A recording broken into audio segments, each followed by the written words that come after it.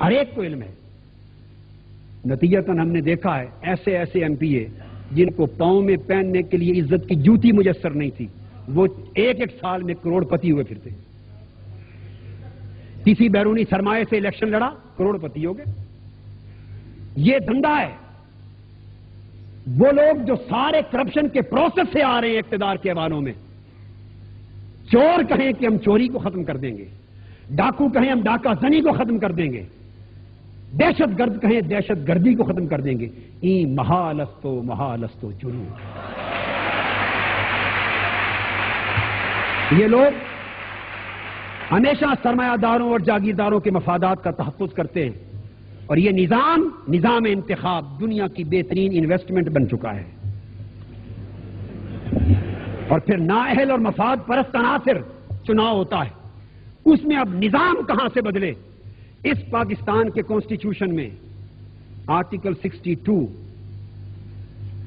پاکستان کے M N as اور M P as کے لیے اور سینیٹرز کے لیے کوالیفیکیشنز دیتا ہے. پاکستان میں اگر کسی دفتر کا چپراسی رکھنا ہو، میرے پاس کانسٹیٹیوشن میرے ہاتھ میں ہے، چپراسی کے لیے میٹرک پاس ہونا شرط ہے. ایک کلرک کے لیے شاید آج کل ایف اے پاس ہونا یا ٹائپ سیکھنا شرط ہو گیا ہوگا. ایک ڈرائیور بھی رکھنا ہو تو اس کا بھی کوئی معیار اور میرٹ ہوتا ہے. کنسٹیبل کے لیے میرٹ ہے، اس کے لیے بھی کم سے کم میٹرک ہونا شرط ہے.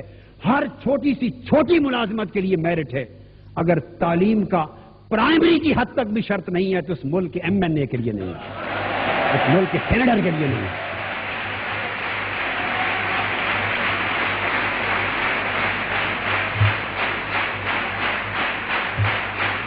حاضرین محترم،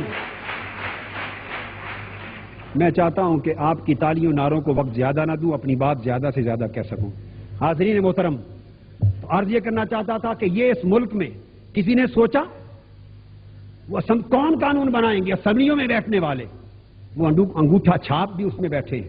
وہ کہاں شرط لگائیں گے یہاں تعلیم کی؟ جس ملک میں لٹریسی ریٹ مشکل سے 15 سے 20% ہے، یا حکومتی اعداد و شمار کے مطابق 25 سے 27% ہو گیا. انٹرنیشنل سروے ایجنسیز کچھ اور بتاتی ہیں، ہماری اپنی کچھ اور بتاتی ہیں.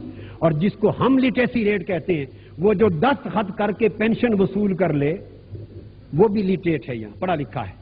انٹرنیشنل معیار کے مطابق جو ویسٹرن ورلڈ میں انٹرنیشنل معیار UNO کا ہے، اگر اس معیار پہ پرکھے تو شاید تعلیم یافتہ لٹریٹ افراد ہمارے ہاں 7% سے زیادہ نہیں ہوں گے، یا میکسیمم 10% ہوں.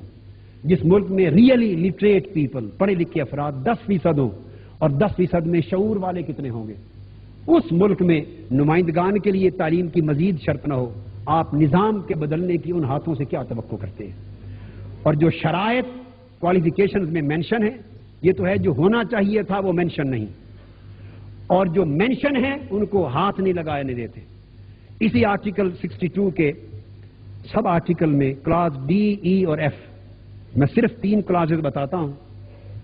ہی از آف گڈ کریکٹر، یہ شرائط ہیں ایم این اے، سینیٹر اور این پی اے ہونے کے لیے. وہ اچھے کردار کا ہونا چاہیے بس. and is not commonly known as one who violates Islamic injunctions. اور وہ شخص ایسا نہیں ہونا چاہیے کہ جس کی شہرت یہ ہو کوئی اسلامی احکام کی خلاف ورزی کرتا ہے. جو اسلامی احکام کی خلاف ورزی کرتا ہے اور جانا جاتا ہے صرف اسی ایک شک کی بنا پر، وہ اس لائق نہیں کہ اس ملک کے مقدس ایوان نمائندگی میں اس کا قدم رکھا جا سکے. اور کلاس ای میں ہے he has adequate knowledge of Islamic teachings and obligatory duties prescribed by Islam as well as abstains from major sins. اسلام کے فرائض پر عمل کرتا ہے.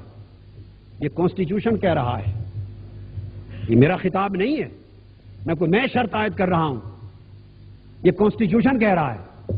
معلوم نہیں کہ یہ چیزیں حقانی صاحب قوم تک اپنے کالم میں پہنچائیں یا نہ پہنچائیں، کم سے کم میں تو کہہ دوں آپ سے.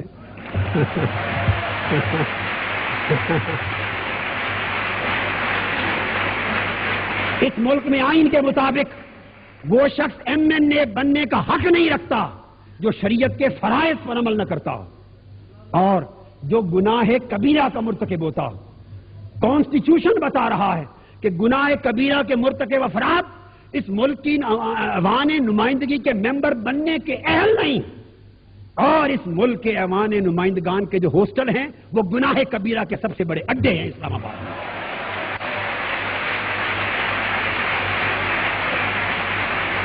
اور اس کا clause F, he is sagacious, righteous and non profligate and honest and امین، وہ شخص صادق ہے، امانت دار ہے، امین ہے۔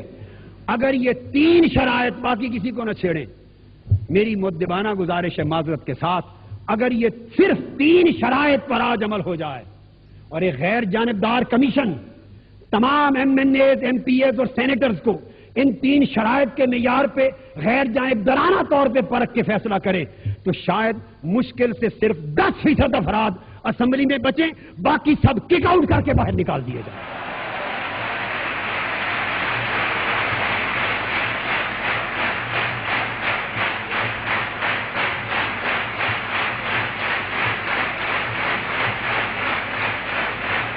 اور پھر یہ نمائندگان جن کی اکثریت میں اہلیت نہیں ہوتی، جن کی اکثریت میں استعداد نہیں ہے، جن کی اکثریت میں کردار نہیں ہے، جن کی اکثریت میں امانت نہیں ہے، جن کی اکثریت میں کوئی شریعت کے ساتھ کوئی بات میل نہیں کھاتی، ملکی مفاد کے ساتھ کوئی میل نہیں کھاتی، جن کے عقل میں یہ بھی نہیں ہے کہ قوم کیا ہے اور کانسٹیٹیوشن کیا ہے اور قوم کے مسائل کیا ہیں۔ جب اس قسم کی اکثریت نمائندگان کی اسمبلیوں میں جاتی ہے اور ان کے ہاتھوں اقتدار تشکیل پاتا ہے، فردر ووٹ دینے والے ان کو بھیج تو سکتے ہیں مگر احتساب نہیں کر سکتے۔ احتساب کہاں سے کریں کہ اب وہ ایم پی اور ایم این اے جب بن کے آ گیا، اب ڈی سی بھی اس کی مرضی سے اپوائنٹ ہو رہا ہے، ایس پی اس کی مرضی سے اپوائنٹ ہو رہا ہے، ایس ایچ او اس کی مرضی سے اس کے ضلع میں لگ رہے ہیں، اس کے تھانے میں، ججز اس کی مرضی سے آ رہے ہیں، میجسٹریٹ اس کی مرضی سے آ رہے ہیں، تحصیلدار اس کی مرضی سے آ رہے ہیں، پٹواری اس کے حلقے میں مرضی، جہاں اس کی زمینیں ہیں اس کی مرضی سے آ رہی ہیں، انکم ٹیکس کے لوگ مرضی سے آ رہے ہیں، وہ لوگ جو سارے مختلف شعبے انتظامیہ کے، عدلیہ کے، جتنے مختلف شعبہ جات جہاں سے کوئی عدل ملنا تھا، انصاف ہونا تھا، احتساب ہونا تھا، وہ تو سارے اس کی تقرری اس کی مرضی سے ہو رہی۔ کسی زمانے میں افسر شاہی ہوتی تھی مارشل لاء میں، اب نمائندہ شاہی ہے، اس لیے کہ حکومتیں کمزور ہیں، حکومتیں کمزور ہیں، واضح اکثریت کے ساتھ حکومتیں نہیں ہیں، ادھر ادھر سے افراد پکڑ پکڑ کر کے ملا کے چھوٹی موٹی اکثریت بنا کے حکومتیں بناتے ہیں، اس لیے ایم پی اے پر انحصار ہے حکومت چلانے کا، حکومت چلانے کے ایم این اے پر انحصار ہے، ان کے زمین خریدے جاتے ہیں۔ ایم این اے کسی ڈاکو کو ولی بنانا چاہے، اہل اقتدار کو اس لیے ماننا پڑتا ہے ولی کہ ایم پی اے کہہ رہا ہے، ایم این اے کہہ رہا ہے، ورنہ وہ ووٹ نہیں دے گا، وفاداریاں بدل لے گا۔ تو یہ پورے یہ وقت نمائندہ شاہی ہے، ہر چیز پر بین ہے۔ اب نہ کسی غریب کے بچے کے لیے ملازمت ہے، نہ کسی کے لیے علاج ہے، نہ کسی کے لیے عدل ہے، نہ کسی کے لیے انصاف ہے، نہ کسی کے لیے کوئی حق ہے۔ جو چاہے دھکے کھائے ایم پی اے کے دروازے پر، ایم این اے کے دروازے پر، سسٹم ختم کر دیے گئے، قانون ختم کر دیا گیا، نظام تباہ کر دیا گیا۔ اب نظام بھی پولیٹیکل کنسیڈریشن، قانون بھی political consideration, system political consideration, تقرری political consideration, the soul mate for the whole country is political consideration.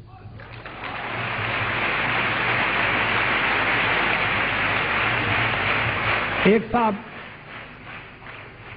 صاحب کسی زمانے یہاں وزیر اعلیٰ تھے، وہ پھر جو وزیر اعلیٰ رہتا ہے پھر وہ وزیر اعظم بھی بنتا ہے۔ ہم بٹو صاحب کے لیے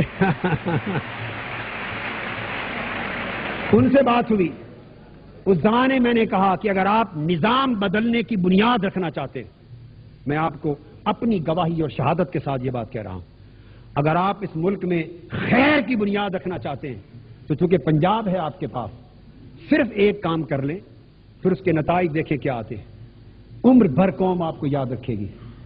30 ضلع ہیں آپ کے پنجاب میں، ہر ضلع کے 3 افسر، صرف 3 افسر پختہ ناقابل شکست ایماندار لے آئیں، ایک ڈی سی، ایک ایس پی، ایک سیشن جج، کل 90 افسر بنتے ہیں پنجاب میں، 90 آفیسر، 90 افسر ایماندار لے آئیں،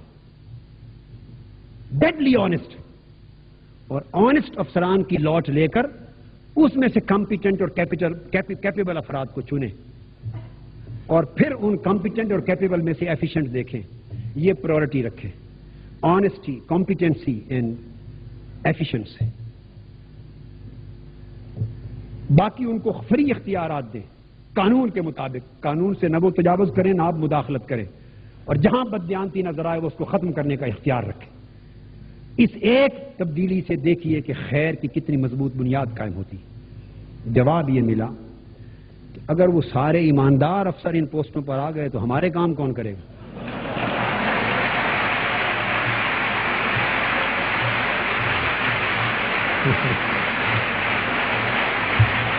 بیگم, میں امید کرتا ہوں بیگم صاحبہ تائید فرمائیں گی اس بات کی. سارے معاملات ہر ایک کے سامنے, ہمارے کام کون کرے گا؟ میں نے کہا آپ کی پرائورٹی کیا؟ انہوں نے کہا ہماری